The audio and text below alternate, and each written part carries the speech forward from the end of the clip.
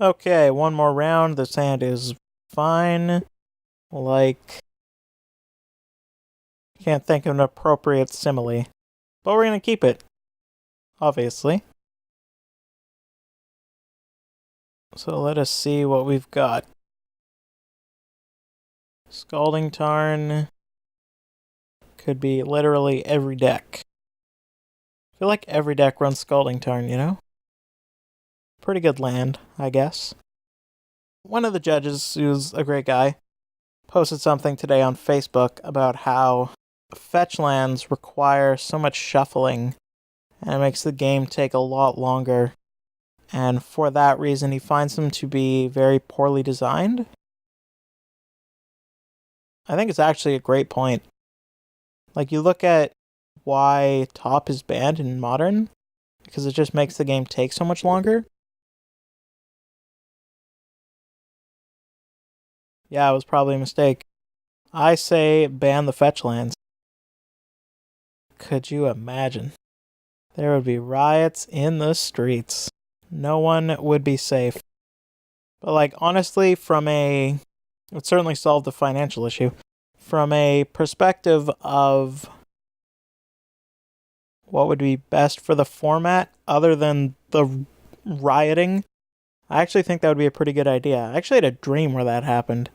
They either banned all the fetches or all the shocks. I can't remember. But they banned one of the two and banned Geist of St. Traft. So we're like, Geist will be too powerful in this new shockless metagame. I'm like, okay. I don't know, if anyone has an opinion about this, I wouldn't mind hearing it. Banning fetch lands. Drop another Cliffs, I guess. Again, I could go like Watery Grave, Deceiver, Mize, Splinter Twin off the top, but my opponent's playing blue. So even if I drew it, the odds of it resolving are pretty low. Desperate Ravings? No. Okay, this guy's definitely playing Storm.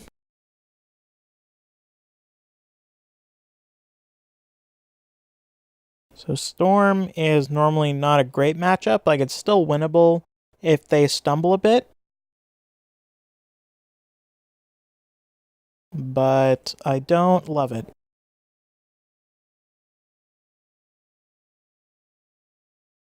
That's not a bad draw. It's not a good one, but it's not a horrible one. That's a horrible one. That's the worst one, in fact. Okay. What now? Gonna put a stop on my opponent's upkeep. I might want to do something. Gonna rock the untapped Steam Vents. Why not? So I might want to Deceiver him to keep him off mana. Typically, for the turn 4, they need to have either an Ascension or an Electromancer out. Like, don't get me wrong, I could still just be completely dead here. Feeling pretty dead. So this is an instance in which Twin would have been very good. Probably would have won us the game. Oh boy. That's not very good. My opponent could have just been trying to go for it. And then... which is fine. Then he can just go for it again next turn. I see no problem in doing that. Storm's a really interesting deck in that a lot of people that haven't played it or haven't played against it kind of just try and think that you just bank spells until you can win. Ah, crap. Even using mana spells to draw through your deck is fine with Past in Flames. Like, if Pyretic Ritual allows him to get 2 counters on Pyromancer Ascension, or allowed him to cast something that would draw him a card, I think it's completely fine using it. Especially as, like, double Manamorphose can dig into something good. That's not great. That could mean death. Looks like my opponent is done. Like, I could go X-Arts, just, like, try and mise something. But if I draw a Living End Fueler, which is twice as likely as drawing a Splinter Twin, then Electromancer dies, and he has to untap with 4 cards in hand. Yeah, you know what? I'm not gonna try and pray to the Almighty God. Island Cycle, I guess. It doesn't really matter.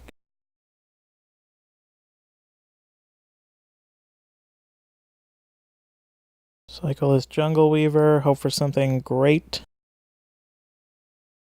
That's super not great. That sucks. Okay, so next turn he can pay 3 mana. Yeah. I'm just super dead. I feel like playing the Deceiver just gives him information that we don't want him to have. And all he needs is a land. I'm gonna let him start. Just to see if he punts. Yeah, he drew a land. Casting Deceiver wouldn't have done anything. Basically, I'll concede if he casts Past in Flames. Oh, he can. Well, he can, but it would use all his mana, because Flashback is 6, not... Okay. That's not ideal. See, I think all that's left now is to just try and go for it. If he doesn't win this turn. May or may not happen. Like, he's winning next turn. Desperate Ravings. Yep. I think it would be stupid not to reveal this information in an attempt to win the game of Magic. Sure, we'll grab Snow-Covered Forest.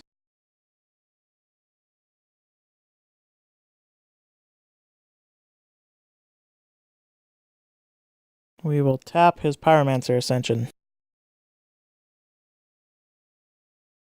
Got him. Nope, that's not it.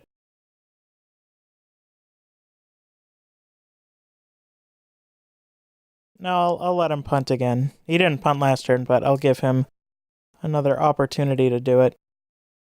Not even gonna bother attacking, screw it all.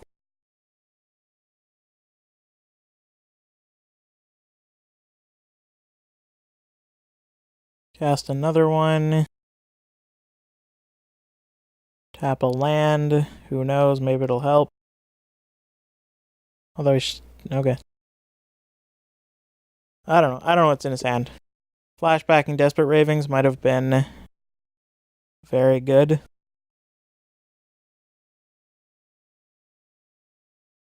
Yep. I'm just gonna have 6.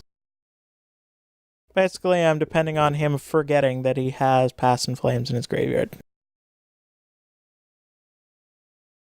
Which is most likely not going to happen.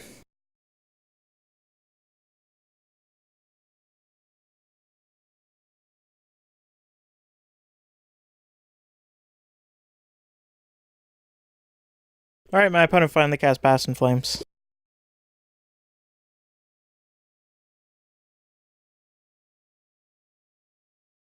Here's another example of how Splinter Twin could have won me the game. Sideboarding against this deck is interesting for a couple reasons. One, they obviously don't run very many creatures, but they do run one, and it's really, really good. Kind of want to be able to kill it. Secondly, I'm bringing in Slaughter Games, but do they bring in Empty the Warrens? You know? Does Slaughter Games just win me the game outright? If I cast Slaughter Games, do I have a name Grape Shot? Do I keep Demonic Dreads in to wipe their Empty the Warrens tokens? So many questions. Cut 2 Dreads for sure. Maybe 3. Could also bring in the zombie. We'll take out all 4 dreads. And we will take out a Jungle Weaver, perhaps. 1 Shriekmaw. The Miser Shriekmaw for his Electromancer. That works for me. Could also take out Sowing Salt to slow him down, but I don't think it's better than anything else in here.